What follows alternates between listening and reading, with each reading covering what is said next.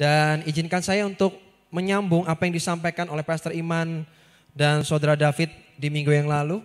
Kita tetap bicara soal tentang kejujuran. Dan menurut saya ini tema yang sangat menarik sekali. Dan kali ini kita akan berbicara khusus tentang speak up.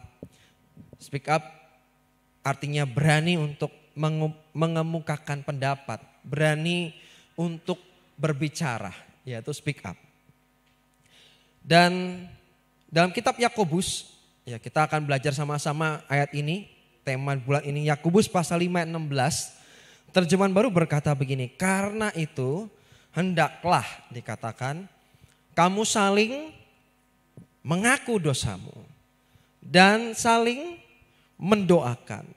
Dikatakan supaya kamu sembuh. Bukankah tema tahun ini kita akan bicara tentang sehat, betul ya? Kalau kita bicara sehat berarti yang sakit akan mengalami kesembuhan. Dan tidak hanya bicara soal kesembuhan secara fisik, tapi juga mungkin secara jiwa maupun spiritual kita juga sembuh dan sehat. Lalu ada lanjutannya, doa orang yang benar bila dengan yakin didoakan sangat besar kuasanya. Kata hendaklah menurut KBBI Kamus Besar Bahasa Indonesia itu memiliki arti yang pertama seharusnya atau mudah-mudahan. Menarik ya. Kata hendaklah itu artinya seharusnya kamu saling mengaku dosa. Terus dikatakan mudah-mudahan kamu saling mengaku dosa atau kesalahan atau pelanggaran. Kenapa kok ini kan berarti kan seperti bukan wajib tapi berupa himbauan ya Bapak Ibu ya. Kalau kita ngomong seharusnya tuh gini ya kan. Himbauan, mudah-mudahan itu kan himbauan sifatnya.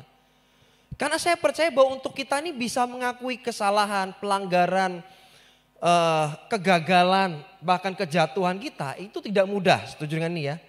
Tidak mudah. Kita perlu berbicara dengan orang yang tepat. Maka dikatakan hendaklah, seharusnya, ya, mudah-mudahan kita bisa saling mengaku dosa. Kebanyakan kita ini mungkin banyak menceritakan cerita tentang kemenangan. Salah nggak sih? Ya enggak. Tapi kalau menceritakan kemenangan terus menerus, seakan-akan Anda tidak pernah gagal, itu namanya jaim atau jaga image atau pencitraan belaka. Kita ini manusia yang tidak sempurna. Kita tinggal di dunia yang broken. Dunia yang penuh dengan dosa. Saya nggak percaya Anda akan baik-baik saja tanpa ada masalah dan tanpa ada air mata. Sulit untuk, saya hidup dan tinggal di dunia yang broken penuh dengan dosa. Tapi I'm happy, tidak pernah nangis. Saya bahagia selalu. Impossible, itu nggak mungkin. Ya, tentu ada cerita di mana kita gagal. Kita dikecewakan, kita disakiti. Ya. Itu makanya hari ini kita belajar untuk jujur. Bahkan banyak yang mungkin menyimpan marah, kecewa, pahit. Tapi semua disembunyikan. Tahukah Bapak Ibu Saudara semua bahwa semakin banyak hal yang disembunyikan akan membuat kehidupan kita makin tidak tenang. Semakin banyak secret, semakin banyak rahasia yang kita pegang. Ya, kita simpan baik-baik. Apalagi itu suatu dosa, suatu pelanggaran, kesalahan dan kita simpan dalam hati kita. Mungkin memang nobody knows, gak ada orang tahu. Iya benar. Tapi mau berapa lama ini rahasia harus disimpan. Dan tanpa Anda untuk belajar untuk membiarkan orang lain mengerti, memberikan masukan, memberikan saran dan memberikan kebenarannya. Ya. Jadi semakin banyak hal yang disembunyikan akan buat kehidupan kita makin tidak tenang. Semakin mungkin sedikit Anda ini megang rahasia tapi nggak terlalu banyak, hanya secukupnya aja. Hidup Anda akan lebih tenang. Tidur juga bisa lebih nyenyak pastinya. Dibanding terlalu banyak menyimpan rahasia-rahasia ya yang mungkin orang lain tidak tahu. Bahkan itu pelanggaran atau dosa. Izinkan saya menyampaikan beberapa hal tentang dampak buruk terlalu banyak menyimpan rahasia. Ya, ada beberapa saya cuplik dari IDN Times ya, dan saya juga melihat dari orang-orang yang selama ini saya temui, yang saya layani. Yang pertama nih, dampak buruk terlalu banyak menyimpan rahasia adalah meningkatkan Stres. Setuju dengan ini enggak sih? Terlalu banyak menyimpan rahasia. Bisa stres enggak? Bisa. Ketika Anda tidak bisa mengelola itu semua, jadinya beban pikiran. Ya. Alias kalau zaman kerennya sekarang tuh dikatakan overthinking. Berpikir berlebihan. Itu akan jadi beban. Kemudian akan merusak suasana hati atau mood. Ya, ini akan mengganggu. Berikutnya, mempengaruhi kebahagiaan dan kesehatan fisik. Bisa begitu enggak? Bisa. Ya. Jadinya enggak bahagia. Karena dipikir terus tiba-tiba hipertensi, tensi darah naik, gula darah naik, asam urat naik.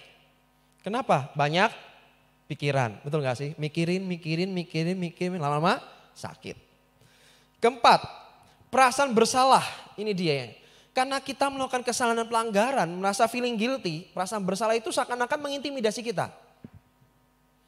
Selama kita gak rilis, selama kita gak mau menceritakan kepada orang yang tepat, feeling guilty-nya kan terus iblis akan mencoba mengingatkan Anda. Tuh lihat, kamu masih nyimpen ini kan, ayo, kamu masih gini kan, ayo. Kan? Kapan Anda merdeka? Kapan Anda bebas? Bukankah kesaksian Anda akan memerdekakan Anda? Begitu Anda bersaksi, begitu Anda berani bercerita dan bersuara, maka intimidasi itu akan selesai. Feeling guilty akan hilang. Kalau Anda enggak cerita, ya terus akan merasa bersalah, terus diteror, terus dengan perasaan bersalah. Terus yang terakhir, perasaan takut. Apabila rahasianya terbongkar. Nah ini kan seringnya gini ya, takut terbongkar. Akhirnya bagaimana? Terbiasa untuk berbohong. Ya kan? Supaya enggak terbongkar bagaimana? Ya tutupi. Dengan apa? Dengan dusta. Tutupi dengan apa? Dengan kebohongan. Dengan sesuatu yang palsu. Begitu Anda bohong, Anda akan terjebak di sana. Karena untuk menutupi kebohongan yang satu, Anda harus membuat kebohongan yang lain. Saya pernah melayani satu anak. Masih sekolah. Saya sampai bingung. Saya baru kali ini mengkonseling orang sampai bingung sendiri. Saya sudah tidak bisa membedakan lagi kapan dia bohong, kapan dia gak bohong, berkata benar. Kenapa? Karena dari ekspresi wajahnya, dari matanya, seakan-akan semuanya sama. Kenapa? Sudah acap kali, sudah terbiasa untuk bohong. Untuk menutupi, untuk menyembunyikan sesuatu. Ada orang yang begitu? Ada. Ya, saya sampai bilang, jujur saya sudah bingung. Saya tidak tahu kapan kamu berkata benar. Dan saya tidak tahu kapan kamu berkata itu, ya ini memang sesuatu yang memang nyata dan tidak nyata itu kapan saya nggak tahu. Karena kamu sudah terbiasa bohong. Terbiasa dusta. Kenapa kok takut? Karena takut terbongkar dan tidak siap apabila harus menghadapi konsekuensinya. Saya punya pertanyaan nih, ini yang sering kali. Ya. Sering kali kita tanya, how are you? Bagaimana kabar Anda? Terus Anda jawab, luar biasa, betul ya? Wah, I'm okay, saya baik. Salah nggak ya jawab gitu ya? Ya nggak salah sebetulnya. Kalau kita ini di depan orang sebanyak ini, ya tentunya kita memang jawab seperti itu nggak salah. Kenapa? Karena tidak semua orang siap untuk menerima dan mendengar yang tidak ingin mereka dengar. Tiap orang punya ekspektasi, ya kan? Tentunya mereka berharap bahwa Anda selalu baik-baik saja, kan gitu kan? Orang ekspektasi mereka bahwa Anda selalu tampil perform dengan luar biasa. Tidak menginginkan Anda yang biasa-biasa. Makanya kita sering kali, bagaimana kabar Anda? Baik, luar biasa, yes. Karena kalau kita berkata yang sejujurnya, belum tentu yang bersangkutan bisa menerima. Berarti bolehkah? Boleh ngomong seperti itu. Di depan umum. Karena semua orang punya ekspektasi, punya pengharapan. Saya punya beberapa gambar. Ya, eating together, ini makan bersama. Ya. Ekspektasinya apa? Wah, makannya akan makan ini akan jadi dinner yang indah. Wah, makan malam yang luar biasa, itu kan ekspektasinya. Tapi kenyataannya terjadilah kerusuhan. Ya, Yang satu ngambil, yang cowoknya nggak seneng makanannya diambil, ya akhirnya kerusuhan terjadi. Ekspektasi. Dan seringkali orang berkata, kabarmu gimana? Amazing, luar biasa. So hari ini saya ingin share dengan Anda semua, jangan hanya suka jaim, jaga image, tapi jaim jadi impact. Amin. Ya, jangan kalau cuma jaim doang mah, ya janganlah ya, apalagi cuman pencitraan dan yang lain. Kalau ada pertanyaan, are you okay? Ya semua akan jawab seringnya, I'm okay. Tapi Bapak Ibu semua, Anda harus tahu ada waktunya. Anda harus berkata, I'm not okay. Saya sedang tidak baik-baik saja. Tapi masalahnya, kita ini ngomong seperti itu kepada siapa? Bercerita itu dengan siapa? Itu penting. Kenapa kok perlu ngomong I'm not okay? Ya nggak apa-apa ngomong I'm not okay, tapi ngomongnya dengan orang yang tepat. Dengan orang yang sudah dewasa. Ya. Karena saya belajar begini. Kejujuran itu menghasilkan kejelasan. Tetapi ketidakjujuran menghasilkan ketidakjelasan, kecurigaan, dan asumsi yang berlebihan. Berarti asumsi nggak boleh. Semua orang pasti punya asumsi. Tapi tidak yang berlebihan. Ya, semua yang berlebihan pasti nggak baik. Dan terlalu banyak berasumsi akan merugikan orang yang berasumsi. Bukan orang yang sedang diasumsikan. Jadi kalau Bapak Ibu saudara semua ini sedang punya asumsi yang berlebihan kepada seseorang. Percayalah bahwa yang rugi itu bukan orang yang sedang diasumsikan. Tapi Anda sendiri yang rugi. Ya. Kenapa? Harusnya sih yang bersangkutan yang diasumsikan santai, hidupnya tenang, happy-happy, bahagia, sukacita. Sedangkan Anda penuh dengan curiga, kecemburuan, atau mungkin punya hati yang ganjel, yang gak enak. Ya kan? Kenapa? Asumsi soalnya. Terus bagaimana supaya tidak berasumsi? Kenapa gak belajar untuk jujur? Kenapa gak belajar untuk speak up? Berani berbicara. Kalau ngomong di depan orangnya, tidak di belakang orangnya. Itu akan lebih sehat. Kalau butuh mediator, gak apa-apa pakai mediator. Tapi langsung berhadapan seperti ini, bukan ngomong di belakang, itu gak sehat. Ya, kenapa? Yang rugi Anda sendiri. Dan tahukah bahwa kerugian terlalu banyak berasumsi akan membuat hubungan menjadi renggang. Harusnya hubungannya erat. Itu kalau clear semuanya. Tapi begitu mulai asumsi muncul, jangan-jangan dia begini, jangan-jangan dia begitu, otomatis hubungannya jadi renggang. Itu otomatis. Kenapa? Karena nggak ada kejelasan. Gitu loh. Terus yang kedua, kerugian terlalu banyak berasumsi itu apa? Tidak produktif. Kenapa tidak produktif? Banyak berpikir namun minim aksi. Orang terlalu banyak berasumsi seringkali, overthinking, banyak berpikir tapi aksinya minim. Sehingga tidak produktif dan tidak menghasilkan apa-apa. Berarti yang rugi sekarang siapa? Bukankah orang yang berasumsi yang dirugikan? Ya. Ini mungkin ada pertanyaan berikutnya, mengapa orang sulit untuk speak up? Yang pertama menurut saya takut salah. Ya. Takut salah karena dasar pengetahuannya kurang. Ya. Jadi saya kok pengen ngomong tapi kok kayak dasarnya kok kurang ya. Ya. Takut salah.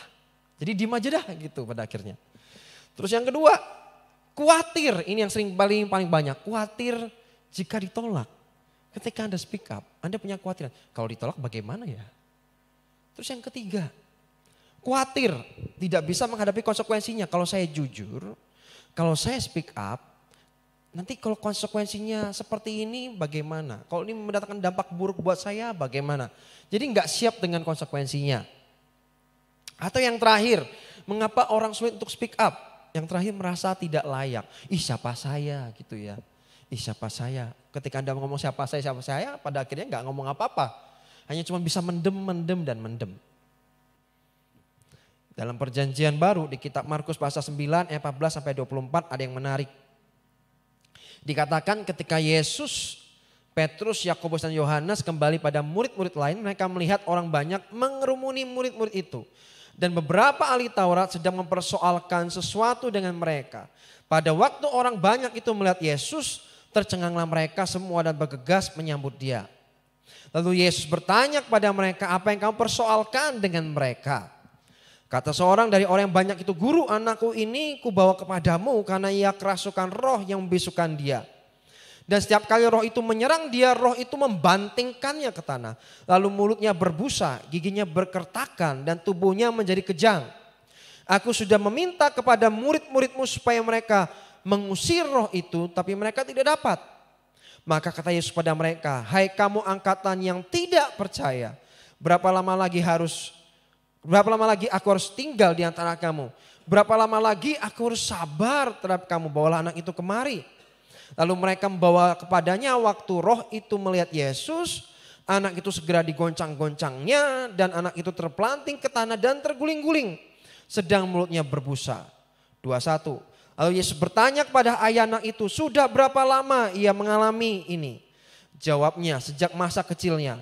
Dan seringkali roh itu menyeretnya ke dalam api ataupun dalam air untuk membinasakannya. Sebab itu jika engkau dapat berbuat sesuatu, tolonglah kami dan kasihilah kami. Jawab Yesus, katamu jika engkau dapat, tidak ada yang mustahil bagi orang yang percaya. Ayat 24 menurut saya adalah kuncinya. Segera ayah anak itu berteriak, aku percaya, tolonglah aku yang tidak percaya ini. Ini menarik. Ini menurut pendapat saya. Karena ayah dari anak ini seringkali kan gini. Kita ini kan dalam kondisi pressure, mengalami masalah, tekanan. Terus kita merasakan bahwa saya mengimani gitu ya. Padahal Anda ini lagi goyang sebetulnya. Anda sedang gak percaya. Ya. Spiritualnya lagi down, tapi Anda percaya. Pokoknya saya percaya, saya mengimani. Seringkali Bapak Ibu Saudara semua, belajarlah jujur dengan Tuhan. Kalau Anda sedang dalam kondisi Tuhan, jujur, aku ini kurang percaya. Aku dalam kondisi tertekan dan buat aku seakan sulit untuk percaya kepadamu. Jangan kita berkata gini, aku percaya. Padahal dalam hatinya berkata, aku gak percaya sebetulnya. Seringkali kita harus jujur, kita harus jujur.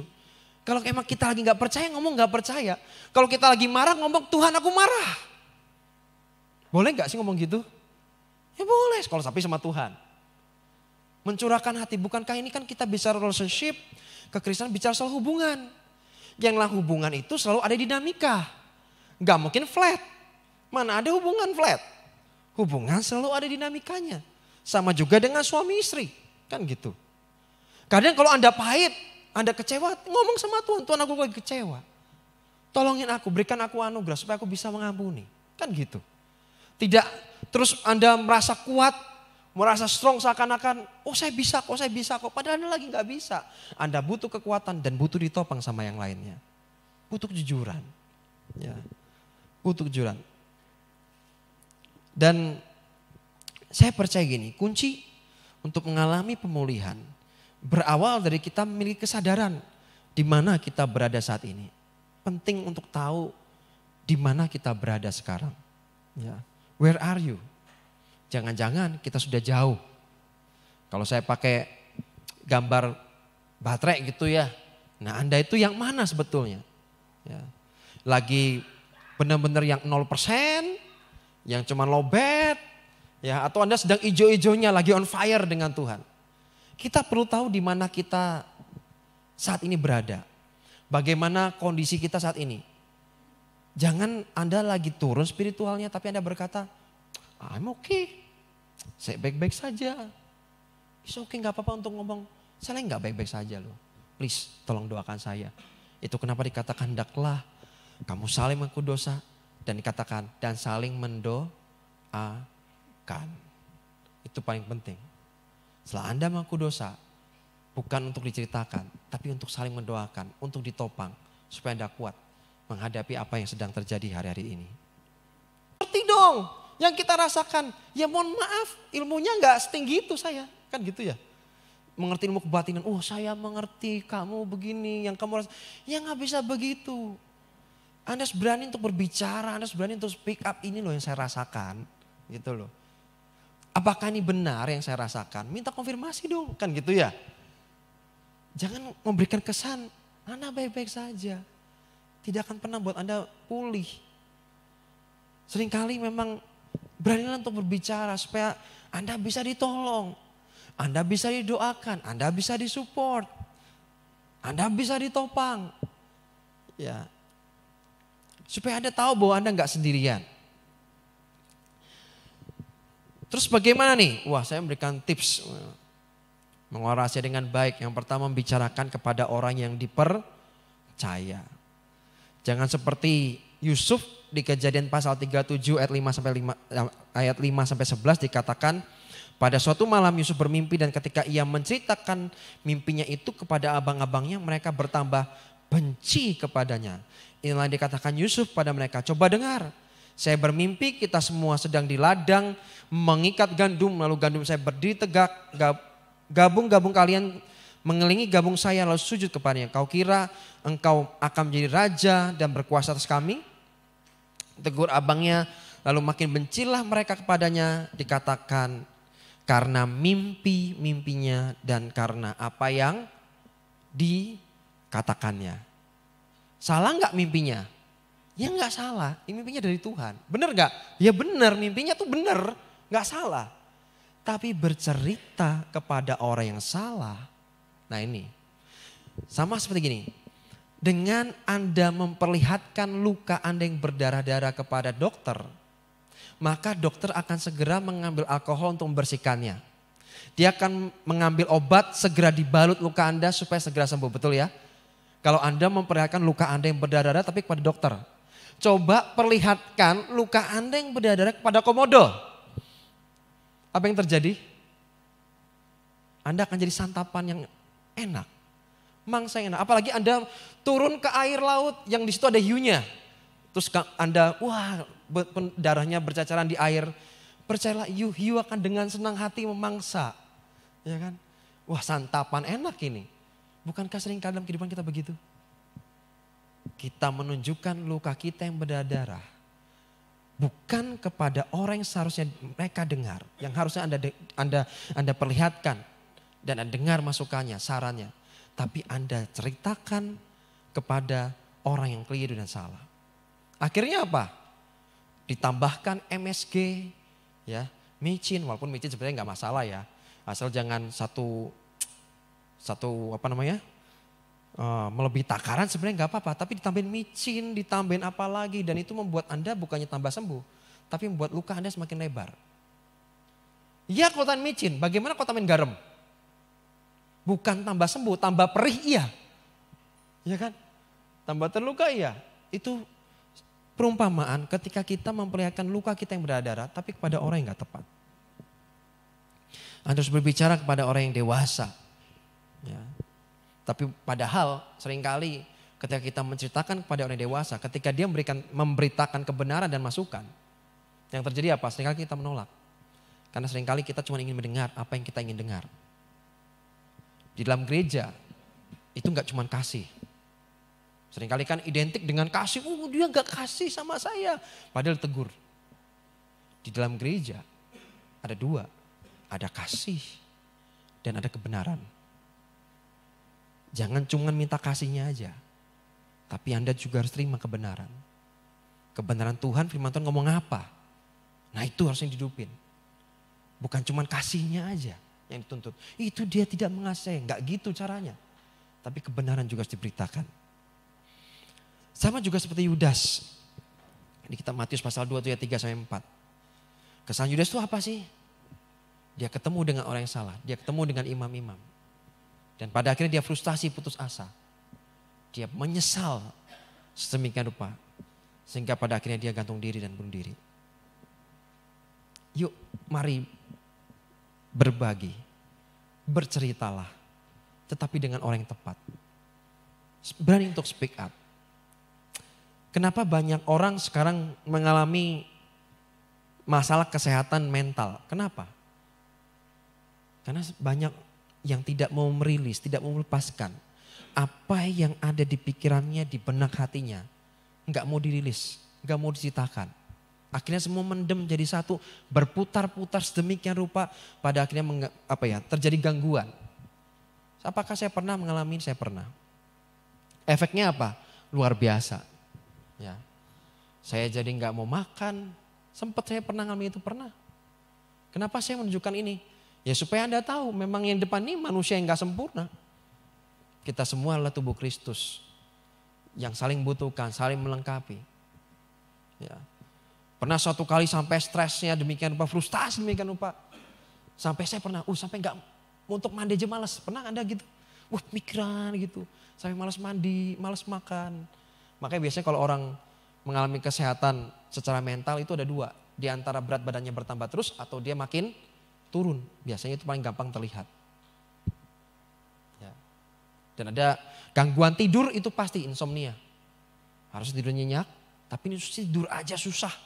Kenapa? Ini pikirannya terus melayang-layang, terus mikirin terus. Akhirnya gak sehat. Harus belajar untuk rilis. Harus belajar untuk bercerita. Tapi kepada orang yang tepat. Berani untuk speak up. Kemudian, selain berbicara apalagi, Anda juga bisa lakukan dengan menulis.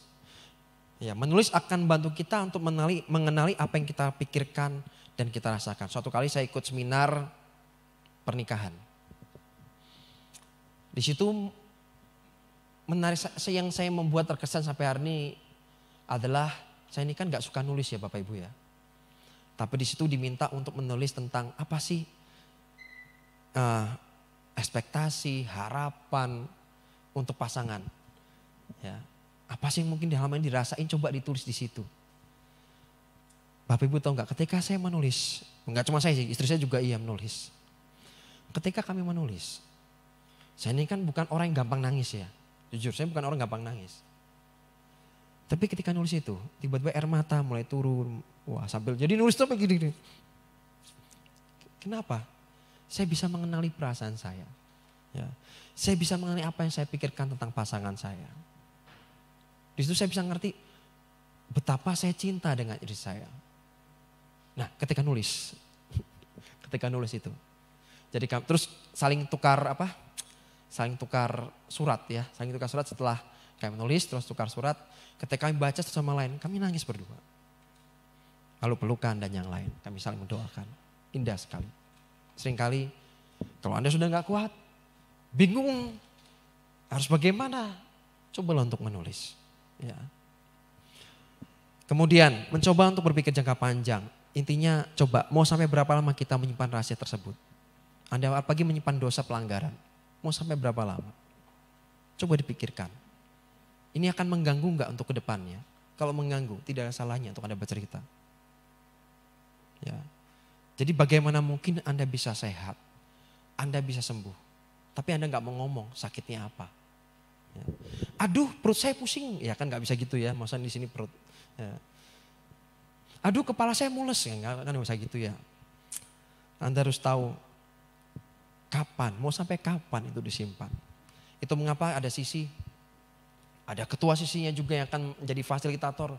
Kalau Anda butuh untuk cerita, ya, mencurahkan hati Anda, pikiran Anda.